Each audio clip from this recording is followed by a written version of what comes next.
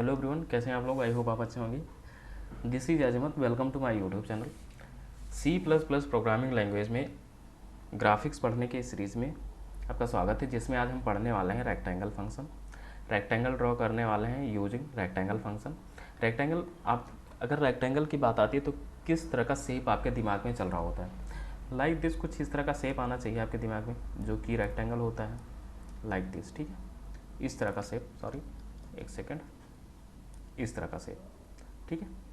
इस चीज़ को आप रेक्टेंगल बोलते हैं। जब हम GUI बेस प्रोग्रामिंग करते हैं यूजिंग C++, जिसमें हम ग्राफिक्स यूज़ कर रहे हैं, तो हो सकता है कहीं ऐसी सिचुएशन आए आपके सामने जहाँ पे इस तरह का शेप आपको ज़रूरत पड़े। लाइक अगर हम एक ग्राफिक्स यूज़ करके एक घर बना रहे हैं, ठीक है, तो वहाँ पे आपको इस तरह का शेप मेनली यूज़ करने को मिल जाएगा। लाइक कोई रेसिंग कार बना रहे हैं, है ना, बहुत सारे ऐसे प्रोजेक्ट्स कर रहे हैं जो कि C++ यूज़ करके हम ग्राफिक्स में कर रहे हैं। तो इस तरह का शेप आपके लिए नॉर्मल बात होती है, बार बार आपको यूज़ करना पड़ता है। तो इस तरह का शेप अचीव करने के लिए हमें क्या करना पड़ेगा, उसके लिए हम क्या करते हैं, रेक्टेंगल ड्रॉ करते हैं। रेक्टेंगल होता है बेसिकली, उस रेक्टेंगल को अचीव करने के लिए, इस तरह का शेप आपको पाने के लिए हमें क्या करना पड़ता है, रेक्टेंगल फंक्शन यूज़ करना पड़ता है। रेक्टेंगल फंक्शन के थ्रू हमें इस तरह का शेप मिल जाएगा, ठीक है। तो रेक्टेंगल फंक्शन को हम देखते हैं क्या है ये और कैसे काम कर रहा है, कि कौन कौन से का पैरामीटर्स होते हैं। उसके लिए मैंने थोड़ा सा थ्योरी लिख रखा। थ्योरी के थ्रू हम समझते हैं, उसके बाद में हम प्रैक्टिकल करेंगे और इसमें जो भी कोऑर्डिनेट्स पास हो रहे हैं वो हम देखेंगे कैसे काम कर रहा है। तो हम स्टार्ट करते हैं, ठीक है। यहाँ पे क्या है कि देखिए, to draw a rectangle in a sorry यहाँ पे C++ होना चाहिए, है ना। C++ graphics, first you have to initialize a graphics and also include the graphics.h file in your program, ठीक है। अब graphics.h, क्योंकि हमें ग्राफिक्स से रिलेटेड जितने भी फंक्शन हमने यूज़ करना है, तो उसके लिए हमें कौन से हेडर फाइल की ज़रूरत पड़ती है, graphics.h। अगर आपने C++ में प्रोग्रामिंग कर रहे हैं तो ऐसे बहुत सारे आपने हेडर्स फाइल यूज़ किए होंगे जिससे रिलेटेड आपको प्रोग्राम लाइक इनबिल्ट फंक्शन आपने यूज़ किया होगा। जैसे iOS stream.h, है ना, conio.h भी होता है, इसमें स्टैंडर्ड लाइब्रेरी होती है, time.h, है ना। ये सारी क्या होते हैं, आपके हेडर फाइल्स होते हैं। हेडर फाइल हम इसलिए यूज़ करते हैं क्योंकि उससे रिलेटेड जितने भी फंक्शन हैं, हमारे इनबिल्ट फंक्शन हैं, हम वो अपने प्रोग्राम में फर्दर यूज़ कर सकें। बेसिकली हम क्या करते हैं, जब हम हेडर फाइल यूज़ करते हैं तो हम अपने कंपाइलर को ये बताते हैं कि हम जो भी फंक्शन इससे रिलेटेड हम यूज़ करने जा रहे हैं अपने प्रोग्राम में, उसका प्रोटोटाइप आपका कहाँ मौजूद होता है, graphics.h। तो कंपाइलर ये समझ जाता है कि आपने कौन कौन से प्रोग्राम अपने प्रोग्राम में कौन कौन से फंक्शन यूज़ करना है, तो वो उसके लिए आपको फ्री कर देता है, ठीक है, एरर नहीं जनरेट होने देता।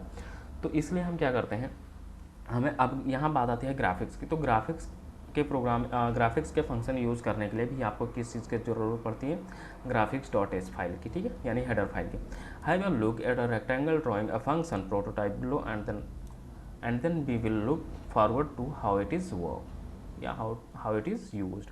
ये रहा आपका सिंटैक्स। सिंटैक्स बेसिकली होता है क्या आपका, ये समझ लीजिए किसी भी चीज़ को पाने के लिए, किसी भी चीज़ को अचीव करने के लिए फॉर्मूला है आपका सिंटैक्स। जैसे मैथ ब्रांच से अगर हम लें तो किसी भी इक्वेशन को सॉल्व करने के लिए आपके पास क्या होता है, फॉर्मूला दिया होता है, ठीक है, या फॉर्मूला आप बनाते हैं। तो बनाने की बात पे नहीं जाएंगे क्योंकि ये लंबा प्रोसेस हो जाएगा। कैसे बनाते हैं, जब आप अच्छे से पढ़ लेंगे C++, तो ये फार्मूला बनाते कौन है, बेसिकली जो अच्छे से पढ़ लिए होते हैं, जो नई नई चीज़ें इन्वेंट कर रहे होते हैं। तो हम बनाने पे नहीं जाते हैं। सिंटैक्स इसलिए आपके पास इनबिल्ड बनाया हुआ दिया जाता है। जैसे लाइक मैथ में आपके पास फार्मूला होता है, फार्मूला के बेसिस पे आपको इक्वेशन सॉल्व करते हैं, आपको फार्मूले दे दिए गए और आपको बोला गया ये इक्वेशन इस फार्मूला पे रख के सॉल्व करो, ठीक है। तो यहाँ पे सेम ईयर, यहाँ पे हम जब प्रोग्रामिंग लैंग्वेज की बात आती है तो यहाँ फार्मूला की जगह हम लोग क्या यूज़ करते हैं, सिंटैक्स। अब रेक्टेंगल बनाने के लिए ये फार्मूला है आपके पास, यानी ये सिंटैक्स है आपके पास। वो सिंटैक्स क्या है, देखिए, फर्स्ट है आपका वाइड, फर्स्ट वर्ड वाइड। इससे आपको क्या समझ में आता है वाइड वर्ड से, कि ये जो फंक्शन है ना रेक्टेंगल हमारा, ये रिटर्न कुछ नहीं कर रहा। रिटर्न टाइप इसका ज़ीरो है, नथिंग है। अगर वैल्यू की बात करें तो ये वाइड का मतलब ज़ीरो होता है। अदर प्रोग्रामिंग लैंग्वेज में जाएंगे तो वहाँ पे नल भी कहा जाता है इसे, और अपने कन्वीनियंट के लिए हम बोलते हैं कि ये रिटर्न कुछ नहीं कर रहा है, रिटर्न टाइप नथिंग, ठीक है। फंक्शन आपका जो रेक्टेंगल फंक्शन वो रिटर्न कुछ नहीं कर रहा। उसके बाद में यहाँ पे int left, int top, int right and int bottom, चार आर्गुमेंट आपके पास हो रहे हैं। इंटीजर टाइप के चारों ही, ये ध्यान देंगे हमेशा आप देखिए। और यहाँ पे जो left, top, right and bottom की बात आती है, ये टोटली आपके ऊपर डिपेंड करता है आप क्या नाम रखना चाह रहे हैं ना, ठीक है, अपने कन्वीनियंट के लिए। देखिए जब आप दूसरा कोई बुक रेफ़र करेंगे या कोई अलग अलग बुक जब रेफ़र करेंगे, तो वहाँ पे जब रेक्टेंगल फंक्शन मिलेगा आपको जहाँ पढ़ रहे होंगे, तो वहाँ पे ये लेफ़्ट जो मैंने लिखा हुआ, टॉप लिखा हुआ, राइट लिखा हुआ है, बॉटम लिखा हुआ है, जो पैरामीटर्स का नाम है, आर्गुमेंट्स का नाम है, वो बेसिकली हो सकता है मे बी कुछ चेंजेस हों, उन्होंने अपने हिसाब से कर लिया हो, तो इससे आपको कंफ्यूज नहीं होना है। ये आपका कुछ भी हो सकता है, आप इसके देखिए ABC कुछ भी लिख सकते हैं। लेकिन एक चीज़ आपको हमेशा हर बुक में या हर ट्यूटोरियल में आपको सेम मिलेगी, नंबर्स ऑफ आर्गुमेंट। यहाँ पे ध्यान दीजिए, नंबर्स ऑफ आर्गुमेंट कितने हैं? चार आर्गुमेंट हैं। वो हर बुक, हर ट्यूटोरियल, हर जगह आपको चार ही मिलेंगे रेक्टेंगल ड्रॉ करने के लिए। ये नहीं है कि कहीं ऐसा कोई बुक बनाया गया हो या कोई ऐसा ट्यूटोरियल हो जो रेक्टेंगल ड्रॉ कर रहा हो 3 आर्गुमेंट पे, ऐसा पॉसिबल नहीं है। तो यहाँ पे नंबर्स ऑफ आर्गुमेंट आपके 4 हर बुक में मिल जाएंगे, हर ट्यूटोरियल में मिल जाएगा। तो और यहाँ पे नाम शुड भी हो सकता है चेंज हो, है ना। उसके बाद में यहाँ करते हैं, to create a rectangle you have to pass 4 parameter. यहाँ पे 4 पैरामीटर, जैसा मैंने पहले ही बता दिया, 4 पैरामीटर्स पास होंगे रेक्टेंगल ड्रॉ करने के लिए। In this function the 2 parameters represent the left and top upper. यानी अगर कोई चीज़ आप इस तरीके से बना रहे हैं, लाइन बना रहे हैं लाइक दिस, ठीक है, इस तरह का लाइन बना रहे हैं, तो पहला जो 2 पॉइंट्स होगा वो इस पॉइंट के लिए होगा, स्टार्टिंग एंगल के लिए, और दूसरा जो पॉइंट होगा, 2 पैरामीटर्स होंगे वो इस पॉइंट के लिए होंगे, ठीक है। तो इस तरीके से आपको क्या करना पड़ता है, रेक्टेंगल के लिए भी 2 पॉइंट्स बताने पड़ते हैं। 2 पॉइंट्स कौन कौन से? स्टार्टिंग पॉइंट और एंड पॉइंट। जैसे अगर मैं लाइन फिर से बनाऊँ, अगर आपको इस तरह का लाइन चाहिए लाइक दिस, इस तरह का लाइन आपके शेप में चाहिए, आपकी प्रोग्रामिंग की रिक्वायरमेंट है, यहाँ पे मैं पेंट में बना देता हूँ ताकि आपको समझ में आ जाए, लाइक दिस, ठीक है। इस तरह का आपको प्रोग्रामिंग में क्या है, लाइन ड्रॉ करने की रिक्वायरमेंट है, तो इसके लिए आपको क्या 2 पॉइंट्स बताने पड़ते हैं, या फिर ऐसे समझ सकते हैं कि एक पॉइंट हमारा ये रहा और दूसरा पॉइंट हमारा ये रहा। अब इन दोनों के बीच में हमें लाइन ड्रॉ करनी है, ठीक है। तो इस पॉइंट का भी कोऑर्डिनेट्स और इस पॉइंट का भी कोऑर्डिनेट्स बताने पड़ते हैं। तो इस पॉइंट को आप क्या बोल सकते हैं, लेफ़्ट टॉप कॉर्नर बोल सकते हैं ना, और इसे right top, right bottom corner बोल सकते हैं। बॉटम यानी नीचे है, बॉटम में है, और ये टॉप पे है। तो इस तरीके से इन्होंने कहा है यहाँ पे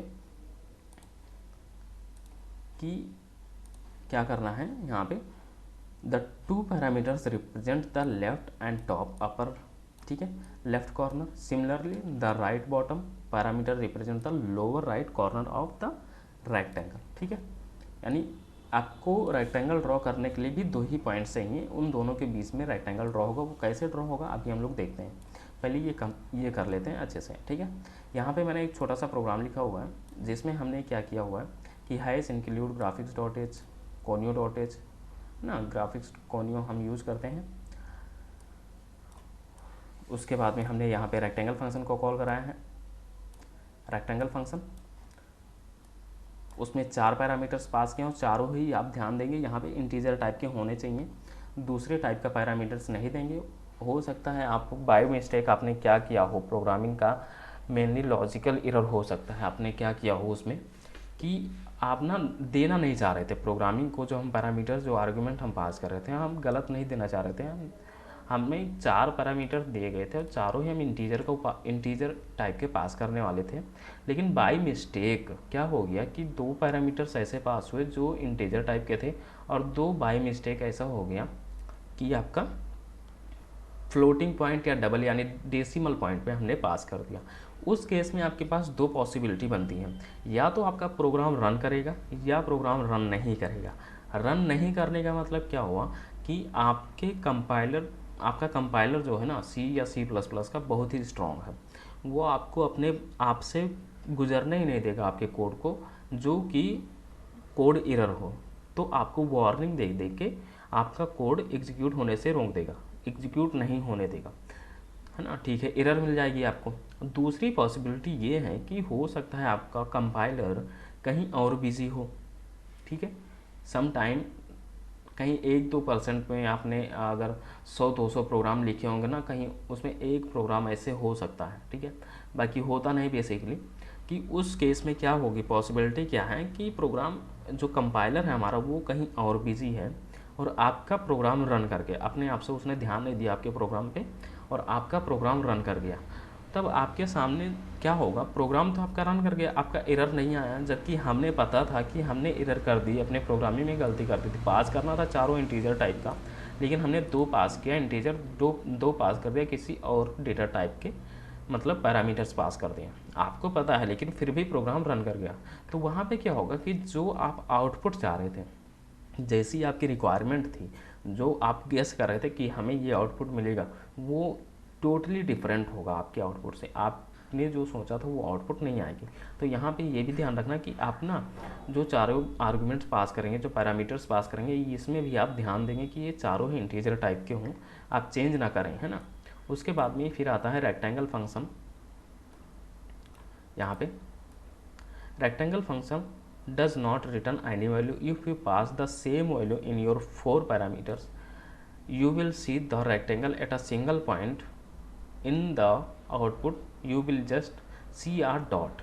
इसका मतलब क्या हुआ कि ये जो वैल्यू पास हो रही है ना रेक्टेंगल फंक्शन को, अगर सेम वैल्यू आपने चारों यहाँ पे चेंज हुआ, देखिए पहले 2 आर्गुमेंट्स 200 पास हुए हैं, दूसरे 2 आर्गुमेंट 300 एंड 300 पास हुए, यानी पहले पॉइंट के लिए पॉइंट्स कितना, आर्गुमेंट कितना पास हुआ है, 200 और 200, लाइक दिस। अगर मैं बोलूँ कि हमें यहाँ से इस पॉइंट के बीच में हमें क्या चाहिए था, एक रेक्टेंगल चाहिए, ठीक है, इस वाले पॉइंट के लिए आपने क्या पास किया, 200 और 200 इस वाले पॉइंट के लिए, और इस वाले पॉइंट के लिए हमने क्या पास किया, 300 एंड 300, ठीक है।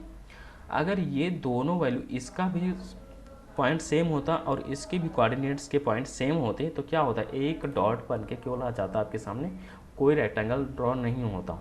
तो ये चीज़ भी आप ध्यान देंगे कि रेक्टेंगल हमें इस पॉइंट का भी और इस पॉइंट का अलग अलग बताना पड़ेगा पैरामीटर्स हमें रेक्टेंगल ड्रॉ करने के लिए। जब हमारे पास पैरामीटर्स हो जाएंगे इस पॉइंट के लिए और इस पॉइंट के लिए, तो हमारे बीच इस तरह का रेक्टेंगल ड्रॉ होके आ जाएगा, ठीक है, ये इस, ठीक है। तो आई होप आपको ये समझ में आया होगा। बढ़ते हैं नेक्स्ट, क्या कहता है, वाट ever value you pass in a function parameter in a type is a type of distance, like I have passed 100 in a first parameter, this mean that the compiler will give 100 pixel edges to the left to, ठीक है, create a rectangle. अब हम देखते हैं, इसे समझते हैं क्या मैकेनिज्म है इसका, कैसे काम कर रहा है। तो लेट सपोज मैंने पेंट ऑन कर लिया है, ये जो मैंने पहले से ड्रॉ कर रखा है, इस शेप को थोड़ी देर के लिए आपको अज्यूम करना है कि ये आपकी वो ब्लैक स्क्रीन है, कंसोल विंडो है, इसी में हमने क्या करना है, एक रेक्टेंगल ड्रॉ करना है। अब वो देखिए, हमें जब ग्राफिक्स की बात आती है तो किसी भी पर्टिकुलर पॉइंट पे पहुंचने के लिए, लाइक दिस, अगर हमें इस पर्टिकुलर पॉइंट पे पहुंचना है तो आपको क्या करना पड़ता था, 2 पैरामीटर्स पास करने पड़ते हैं इस पर्टिकुलर पॉइंट पे पहुंचने के लिए। एक पैरामीटर जो होगा वो y होगा और एक दूसरा होगा जो x होगा। कैसे, ये रही आपकी y पैरामीटर और लेफ़्ट से कितनी दूरी पे हम जा रहे हैं, इसे हम बोलते हैं x पैरामीटर, ठीक है। दूसरा अगर हम लें कि इस पॉइंट पे पहुंचना है आपको, तो यहाँ पे भी आपको क्या करना पड़ेगा, यानी हमने यहाँ से कितनी दूरी, यानी y एंगल से कितना दूरी और x एंगल से कितनी दूरी पे हम इस पॉइंट पे पहुंच सकते हैं, ठीक है। तो सेम हियर जब हम रेक्टेंगल की बात करते हैं तो रेक्टेंगल में भी आपको 4 पैरामीटर्स पास करने हैं, 4 आर्ग्यूमेंट्स ले रहा है, तो 4 आर्ग्यूमेंट्स कैसे मिलेंगे, कौन कौन से होंगे, वो चीज़ हम देखते हैं, ठीक है। देखिए यहाँ पे क्या होगा कि एक पॉइंट तो हमें चाहिए, यहाँ इस पॉइंट के लिए हमारे पास कौन कौन से पैरामीटर्स पास होंगे, एक्स एंड वाई, सिंपल सी बात है, वाई पैरामीटर्स आपको मिल गया और यहाँ से एक्स पैरामीटर मिल गया इस पॉइंट के पर्टिकुलर पॉइंट के लिए, और इसे हम क्या बोल सकते हैं, लेफ्ट में है plus top of the corner है, ठीक है। दूसरा पॉइंट हमें चाहिए जिनके बीच में हमारा एक रेक्टेंगल ड्रॉ होगा। एक पॉइंट हमने यहाँ ले लिया। अब इस पॉइंट को आप क्या बोल सकते हैं, इस पॉइंट को हम क्या बोलते सकते हैं, राइट ऑफ द बॉटम। ठीक है, बॉटम में है, यह टॉप में है। अब इन दोनों के बीच में आपको क्या ड्रॉ करना है, रेक्टेंगल ड्रॉ करना है। कैसे होगा, अब इस पॉइंट के लिए आपने पहले वाले पॉइंट के लिए क्या देखना है, y की वैल्यू मिल गई, x की वैल्यू मिल गई, यानी जो 4 पैरामीटर्स थे हमें एक पॉइंट की 2 वैल्यू मिल गई। अभी इस पॉइंट के लिए भी आपको सेम मिलेगी। एक सेकंड, यहाँ से लेके ये रहा, ये x मिल गया इसके लिए भी और y मिल गया इसके लिए भी। ठीक है, अब चारों आर्गुमेंट्स आपके पास हो गए। अब चारों आर्गुमेंट जैसे ही आप पास करेंगे, x इक्वल टू कुछ भी पास किया, लाइक वहाँ पे प्रोग्राम में 100 पास हुआ था ना पहला आर्गुमेंट, और दूसरे x के लिए 100 पास हुआ था पहले पॉइंट के लिए। दोनों आर्गुमेंट 100 थे, और दूसरे पॉइंट के लिए x की वैल्यू 200 थी, और दूसरी वैल्यू क्या थी, ये भी 200 थी। ठीक है, इस तरीके से। अब ये क्या करेगा, रेक्टेंगल फंक्शन इंटरनली इतना स्ट्रांग बनाया गया कि इन दो पॉइंट्स के आर्गुमेंट को लेगा जो आपने पास किया है, और इन दोनों के बीच में क्या ड्रॉ करके देगा आपको, एक रेक्टेंगल लाइक दिस। ये शेप इस तरीके से बनेगा, एक्सटेंड हो जाएगा, और ये कुछ इस तरीके से एक्सटेंड हो जाएगा, और ये आपके सामने क्या बन जाएगा, एक रेक्टेंगल। ठीक है, अब ये रेक्टेंगल आपके ऊपर डिपेंड करता है कितनी वैल्यू पास कर रहे हैं, छोटा बड़ा भी कर सकते हैं इन वैल्यू को चेंज करके। ठीक है, तो आई होप आपको ये समझ में आया हो इसका इंटरनली मैकेनिज्म कैसे काम कर रहा है। अब हम इसका प्रैक्टिकल कर लेते हैं, प्रैक्टिकल बेस पे आते हैं कि हम इसे रन करा लेते हैं। प्रोग्राम को कैसे कराएंगे, कौन कौन से स्टेप्स होते हैं, कौन कौन से मतलब फंक्शन होते हैं, यूज़ करना पड़ता है। ठीक है, तो आपके पास अगर कोई लैपटॉप या सिस्टम हो प्रेजेंट टाइम पे तो आप साथ साथ करें, अगर नहीं है तो उसके लिए भी आप पेन कॉपी ले लें, उस पर लिख लें ताकि आप बाद में करा पाएँ। क्योंकि प्रोग्रामिंग का रूल होता है प्रैक्टिकल जितना प्रैक्टिकल करेंगे उतनी आपकी प्रोग्रामिंग मजबूत होगी। तो प्रैक्टिकल करना है, ठीक है, किसी भी हाल में करना है। अगर है तो तुरंत करें अभी साथ में, अगर नहीं है तो कॉपी पेन ले लें, उसमें लिखें। तो हम स्टार्ट करते हैं। ठीक है, करना क्या, आपको टर्बो ओपन करना है, जैसा मैं ओपन कर रहा हूँ। ओपन हो गया, न्यू फाइल जनरेट किया। इसमें न्यू फाइल में हमने क्या पता है, हमारे किसी भी प्रोग्राम लिखने से पहले हमें हेडर फाइल इंक्लूड करना पड़ता है। इसमें हमने कर दिया इंक्लूड graphics.h। ठीक है, convo.h। फिर मेन फंक्शन मैंने स्टार्ट किया। मेन फंक्शन में मैंने 2 वेरिएबल्स बना दिए इंट नाम के, gd इक्वल टू, और gd को हमने डिडक्ट नाम के माइक्रो से। अब ये gd और डिडक्ट क्या है, ये सारी चीज़ें हम लोगों ने पहले वाली वीडियो में देख रखा है अच्छे से। तो अगर आप ये वीडियो आपके लिए पहली वीडियो हो तो आप जाके इसके पहले देख लें, जितनी भी वीडियो हम लोगों ने अपलोड की है, तो आपको ये सारी चीज़ें समझ में आ जाएंगी कि gd और gm का क्या है। उसके बाद में हमारा क्या होता है, इनिट ग्राफ फंक्शन आता है। इनिट ग्राफ फंक्शन बेसिकली करता क्या है, आपके टेक्स्ट मोड को, आपके कंसोल को टेक्स्ट मोड से किसमें, ग्राफिक्स मोड में इनिशलाइज करा देता है। इसके लिए 3 आर्गुमेंट पास करने होते हैं, address of gd and address of gm। और तीसरा आर्गुमेंट होता है वो आपका होता है पाथ ड्राइवर, जो कि होता है BGI फाइल तक के रास्ता बताना पड़ता है कि वहाँ तक जाओ जहाँ पे वो आपका ग्राफिक्स ड्राइवर का और ग्राफिक्स मोड की फाइल पड़ी होती है, उस फोल्डर तक का रास्ता बताना पड़ता है। वो रास्ता क्या है, C:, यानी C ड्राइव में गए, टर्बो C3 करके एक फ़ोल्डर मिलेगा। उस फोल्डर के अंदर हमें एक BGI नाम की फ़ाइल मिल जाएगी। ठीक है, इस तरीके से। फिर उसके बाद में हम आते हैं अपने, हमने गेट CS लगा के क्लोज ग्राफ कर दिया, हमारा प्रोग्राम एंड हो गया। ठीक है, अब रेक्टेंगल ड्रॉ करते हैं। ये जो मैंने ब्लैंक स्पेस छोड़ रखा है इन दोनों के बीच में, इसे बोलते हैं बॉडी ऑफ द प्रोग्राम। अब हम रेक्टेंगल फंक्शन इसी के बीच में कॉल कराते हैं। रेक्टेंगल फंक्शन यहाँ पे 100 था, और पहले पॉइंट के लिए 2 आर्गुमेंट पास होते थे, 100। दूसरे पॉइंट के लिए 2 आर्गुमेंट वो थे 200 एंड 200। ठीक है, इस तरीके से। और हमने इस प्रोग्राम को रन करा दिया। 7 एरर आ गए, कहाँ से, graphics.h इंक्लूड। यहाँ पे देखिए कहीं पे मिस्टेक है, स्पेलिंग मिस्टेक हो गई है। आप भी करेंगे एज अ प्रोग्रामर, मिस्टेक नहीं करेंगे तो समझ नहीं पाएंगे कोई चीज़ें। मिस्टेक करना हम लोगों को सीखना चाहिए बेसिकली। इंक्लूड यहाँ पे भी मिस्टेक है, इस वाले लाइन पे भी।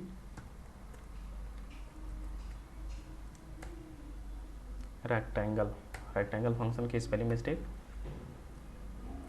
ठीक है, प्रोग्राम रन हो गया। टर्बो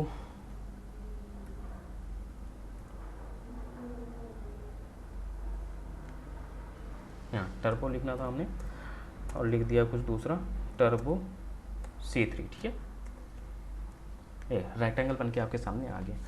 अब आप बात करते हैं इसके साइज़ को कैसे इंक्रीज करेंगे डिक्रीज करेंगे। वो डिपेंड करेगा इस वैल्यू पे जो आपने यहाँ पे दिया हुआ है। लेट सपोज हमने जहाँ पे दूसरे वाले पॉइंट का आर्गूमेंट हम पास कर रहे थे 200 एंड 200, उसको हम चेंज कर देते हैं। चलिए चेंज करते हैं, 400 कर दिया और ये वाली वैल्यू हमने 400 कर दी, लाइक दिस। ठीक है, इसे रन करा दिया। साइज चेंज हो गया, छोटा करना है या फिर दूसरे शेप में बनाना है